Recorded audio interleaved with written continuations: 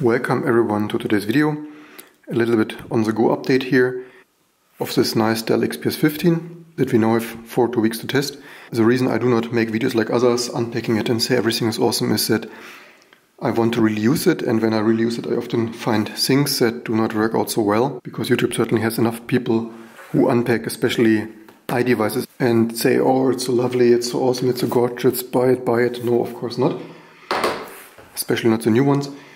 So, how is the Dell doing? So this is not a full review, this is just a quick update of the biggest showstopper I found, and unfortunately this is a keyboard.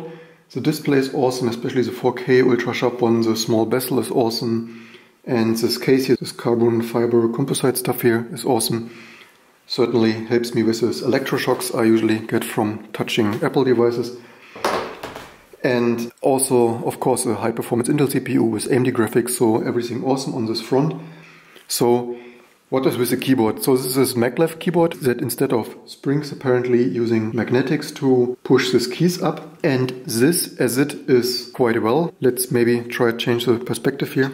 So this keyboard as it is quite fine, you can type. It's not the most awesome, it's a little bit short travel for my taste, but that's what we get here nowadays. However, keep in mind that this is a more expensive model, and the more expensive all-in-one with a hybrid AMD graphic has a worse keyboard. It's a little bit sad and dissatisfying, but so far so good. However, I would recommend Dell not to continue using the short travel keyboards, because the regular XPS 15 obviously feels way better typing and such. So the biggest problem actually here are the arrow keys, and I did not expect this, and I was not even paying attention or thinking about this, and I only noticed this really trying to get work done. The problem is you write something and it doesn't need to be code, it can be anything, also an office document or whatever, and you want to change your cursor position with the arrow keys, and every so often, like really often, I pressed here this page up and page down, and it is really annoying. Then you need to check where was I, there, no, up and down. This is the most annoying thing. I do not really remember ever having this. So I used Macs mostly for the last 10 years, but we can't use them anymore for also many reasons. So the Macs have this arrow arrangement, which works quite well for me, with no additional buttons here that I accidentally keep pressing here on this Dell. I understand I came from the Mac side a little bit, but this is really annoying, and I would need to train myself really for months or so to avoid touching this, and I'm not really sure that I can avoid this. So I would have preferred FN arrows to be page up, page down. This works really good for me, as well as POS 1. I also don't like POS 1 here. I think maybe Lenovo also did it like this, POS 1 and end. I don't like this very much. I would just use FN here, and also the brightness. I was looking for the brightness here, and I only later accidentally found then with the arrow key problems that brightness is here.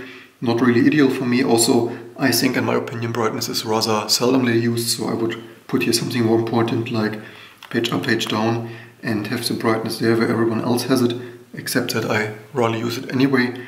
But if you put it somewhere then there where I don't touch it so often, and maybe probably not put something there. Probably also doesn't help that there is not much space, in contrast to maybe some other vendors. So without any space you constantly just press it, and this, as you can imagine, as I have showed you, is pretty annoying. So this is really my biggest problem, and although it may sound like nothing, it is actually a really huge deal when you want to get work done. And ironically, as you probably can see there, on the regular Dell XPS 15, Dell does not have keys there, and this is exactly the layout I would want. Maybe we find a bigger.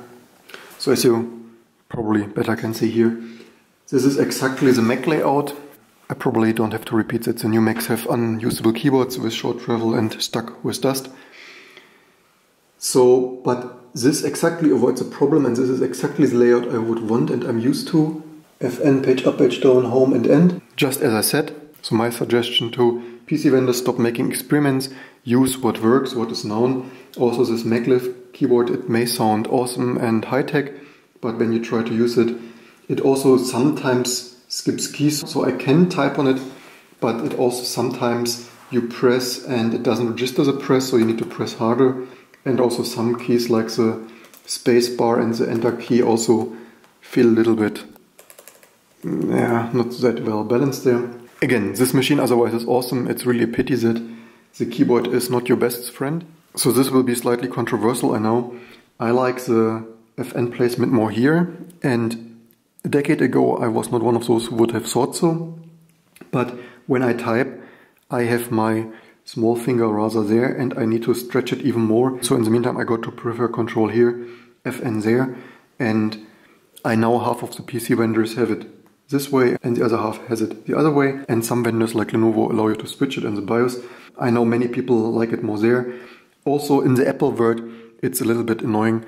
The old external Apple keyboards have also another placement, so even with my Apple keyboards I get annoyed with some older external keyboards having control there, and this is really annoying to switch back and forth. Then for 15 minutes or so you always press the wrong key until you get used to it again. These are my 2 cents about keyboard details, and what I want to say is a ultra thin and light or high performance machine helps you little when small, cheap things like the keyboard annoy the heck out of you, and you probably better focus on usability. Things like this. Keyboard and ports are probably more important than some performance specs if you can't get your work done because your source code always jumps up and down.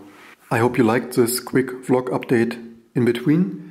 Maybe leave in the comments below what you think regarding specs and keyboard things like this, and probably flame about the FN and control placement. Don't forget to share, like and subscribe, and I hope to see you soon for the next videos to come.